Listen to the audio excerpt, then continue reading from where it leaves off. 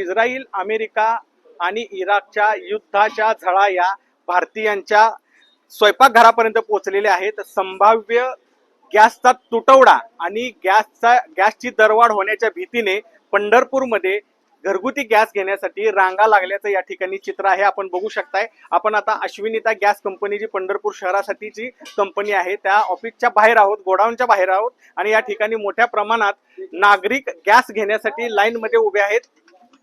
यांना भीती आहे की युद्धामुळे गॅसचा तुटवडा जाणवेल किंवा गॅसचे दर वाढले जातील, त्यामुळे नागरिकांनी या ठिकाणी गर्दी केलेली आपल्याला दिसत आहे. आपल्यासोबत काही नागरिक आहेत. मला सांगा, तुम्ही आज लाईन मध्ये उभारलात, काय वाटते तुम्हाला गॅस बद्दल?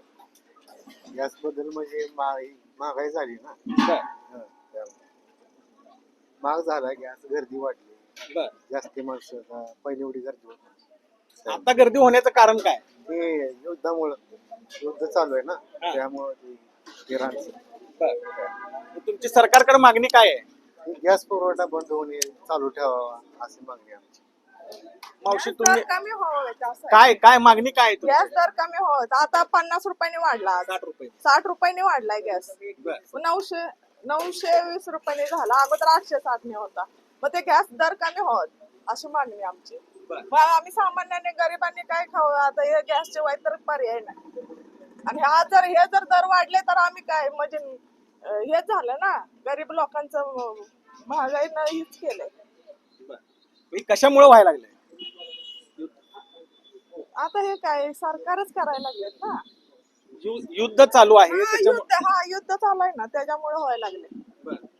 आता ते युद्ध ज्यावेळेस बंद होईल त्यावेळेस आता वाटलं म्हणतील कमी होणार गॅस, पण ते कमी व्हावं, गॅस कमी व्हावं.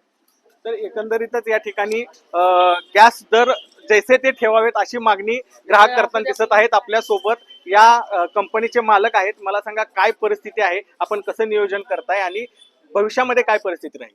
सध्या सरकारने नवीन नियम लागू केलेले आहेत. त्यानुसार 21 दिवसानंतर बुकिंग होत आहे.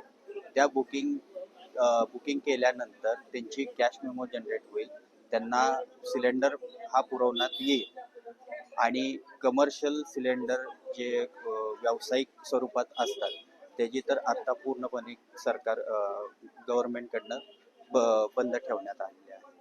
म्हणजे आता फक्त घरगुती सिलेंडर तुम्ही वितरित कर, घरगुतीच लोकांना सिलेंडर हा फक्त मिळत राहणार आहे. आणि हॉटेल असतील किंवा व्यावसायिक सिलेंडर आता तुम्ही वितरण करताय का? नाही, पूर्णपणे त्याचं वितरण थांबवण्यात आलेले आहे. कधीपासून थांबवण्यात आलं? गेल्या 2 दिवसापासून त्याचं वितरण थांबवण्यात आलेलं आहे.